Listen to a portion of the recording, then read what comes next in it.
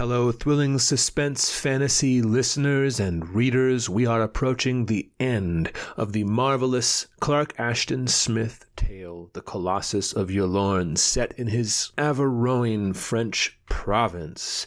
If you haven't seen the prior 6 chapters of this story, you should stop, you should go listen to all of them, and then come back around here to part 7, The Coming of the Colossus.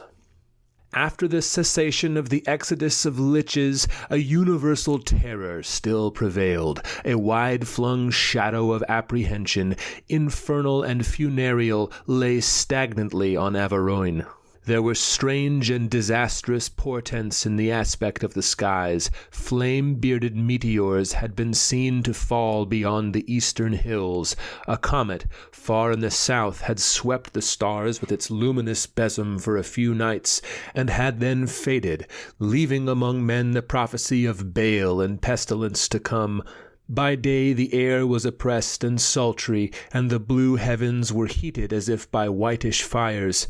Clouds of thunder, darkling and withdrawn, shook their fulgurant lances on the far horizons, like some beleaguering Titan army. A murrain, such as would come from the working of wizard spells, was abroad among the cattle.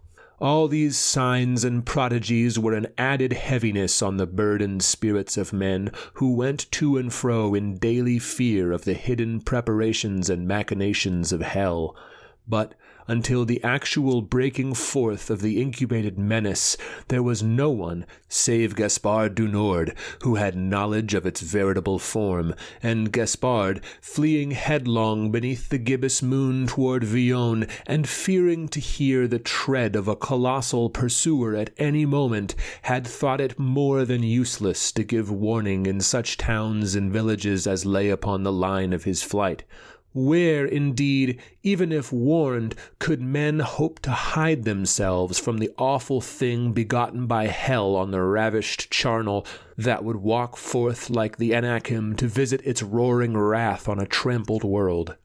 So, all that night and throughout the day that followed, Gaspard du Nord, with the dried slime of the oubliette on his briar-shredded raiment, plunged like a madman through the towering woods that were haunted by robbers and werewolves. The westward falling moon flickered in his eyes betwixt the gnarled, somber boles as he ran, and the dawn overtook him with the pale shafts of its searching arrows. The noon poured over him its white sultriness, like furnace-heated metal sublimed into light, and the clotted filth that clung to his tatters was again turned into slime by his own sweat. But he still pursued his nightmare-harried way while a vague, seemingly hopeless plan took form in his mind. In the interim, several monks of the Cistercian Brotherhood, watching the grey walls of Ylourgne at early dawn with their habitual vigilance, were the first, after Gaspard, to behold the monstrous horror created by the necromancers. Their account of its epiphany may have been somewhat tinged by a pious exaggeration, but they swore that the giant rose abruptly, standing more than waist-high above the ruins of the Barbican, amid a sudden leaping of long-tongued fires and a swirling of pitchy fumes erupted from Malabulge. The giant's head was leveled with the high top of the dungeon, and his right arm, outthrust, lay like a bar of stormy cloud athwart the newly risen sun. The monks fell grovelling to their knees, thinking that the arch-foe himself had come forth, using Ylourgne for his gateway from the pit. Then, across the mile-wide valley, they heard a thunderous peal of demoniac laughter, and the giant, climbing over the mounded barbican at a single step, began to descend the scarped and craggy hill. When he drew nearer, bounding from slope to slope, his features were manifestly those of some great devil animated with ire and malice towards the sons of Adam. His hair, in matted locks, streamed behind him like a mass of black pythons. His naked skin was livid and pale and cadaverous, like the skin of the dead, but underneath it the stupendous thews of a Titan swelled and rippled. The eyes, wide and glaring, flamed like lidless cauldrons heated by fires of the unplumbed pit. The rumor of his coming passed like a gale of terror through the monastery. Many of the brothers, deeming discretion the better part of religious fervor, hid themselves in the stone-hewn cellars and vaults. Others crouched in their cells, mumbling and shrieking incoherent pleas to all the saints. Still others, the most courageous, repaired in a body to the chapel and knelt in solemn prayer before the wooden Christ on the great crucifix. Bernard and Stéphane, now somewhat recovered from their grievous beating, alone dared to watch the advance of the giant. Their horror was inexpressibly increased when they began to recognize in the colossal features a magnified likeness to the lineaments of that evil dwarf who had presided over the dark, unhallowed activities of Ylourgne.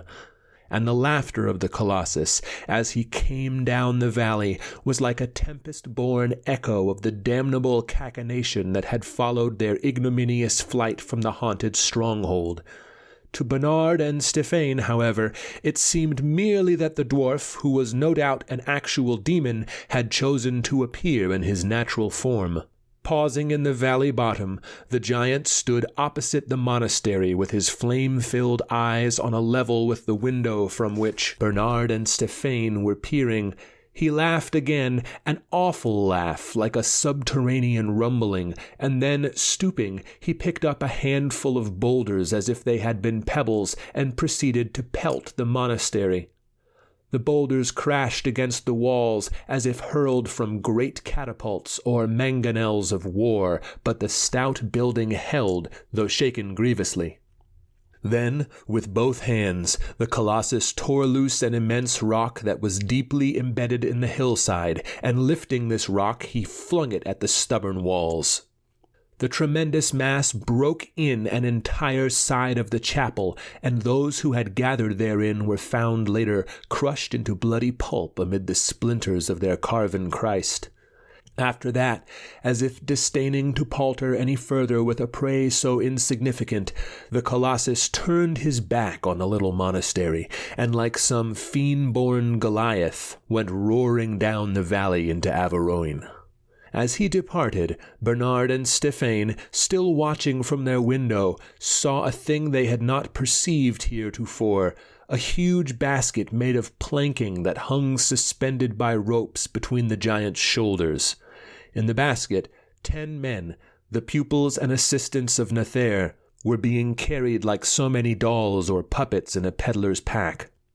Of the subsequent wanderings and depredations of the Colossus, 100 legends were long current throughout Avaroin, tales of an unexampled ghastliness, a wanton diabolism without parallel in all the histories of that demon-pestered land. The goatherds of the hills below Ylourgne saw him coming, and fled with their nimble-footed flocks to the highest ridges.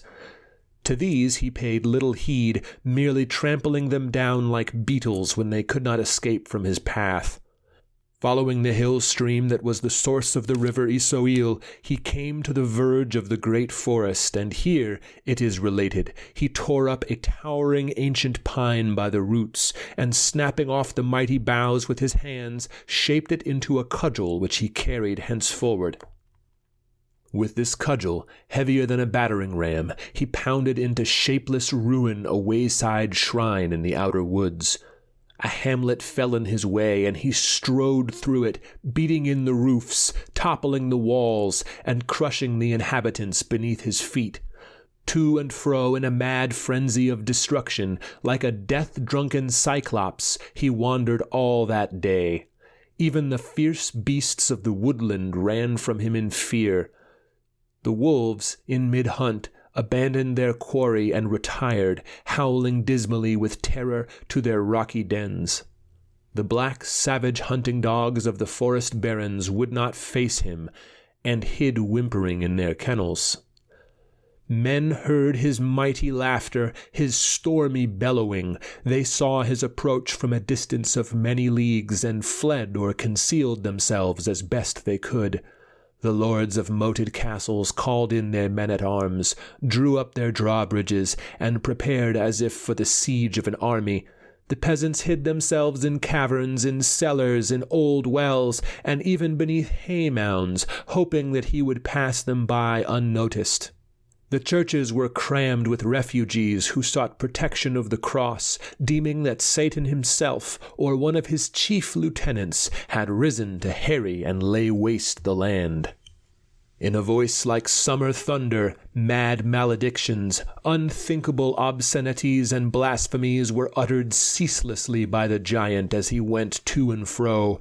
Men heard him address the litter of black-clad figures that he carried on his back in tones of admonishment or demonstration such as a master would use to his pupils. People who had known Nether recognized the incredible likeness of the huge features, the similarity of the swollen voice to his.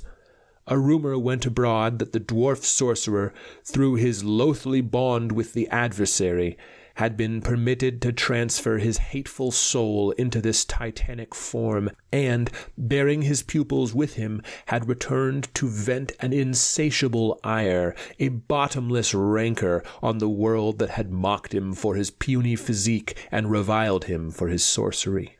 The charnel genesis of the monstrous avatar was also rumored, and, indeed, it was said that the Colossus had openly proclaimed his identity. It would be tedious to make explicit mention of all the enormities, all the atrocities that were ascribed to the marauding giant. There were people, mostly priests and women, it is told, whom he picked up as they fled and pulled limb from limb as a child might quarter an insect. And there were worse things, not to be named in this record.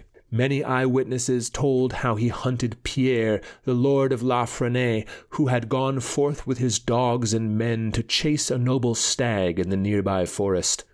Overtaking horse and rider, he caught them with one hand, and bearing them aloft as he strode over the treetops, he hurried them later against the granite walls of the chateau of La Frenais in passing.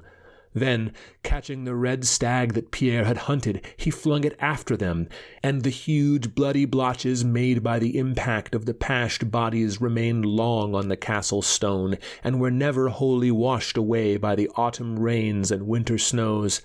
Countless tales were told, also, of the deeds of obscene sacrilege and profanation committed by the Colossus, of the wooden virgin that he flung into the Isouil above Zim, lashed with human gut to the rotting, mail-clad body of an infamous outlaw, of the wormy corpses that he dug with his hands from unconsecrated graves and hurled into the courtyard of the Benedictine Abbey of Perigone, of the church of Saint Zenobie, which he had buried with its priests and congregation beneath a mountain of ordure made by the gathering of all the dung heaps from neighboring farms. End Part 7. A final part remains, thrilling suspense fantasy listeners and readers. It'll be up tomorrow, but for now, if you have not yet checked out thrilling suspense fantasy, you owe it to yourself and would certainly be doing me a kindness by checking the links in the description below and ordering, if you do not already own, volumes 1 and 2 full of pulps and comics in the classic tradition, executed by yours truly. I will talk to you for the thrilling conclusion tomorrow.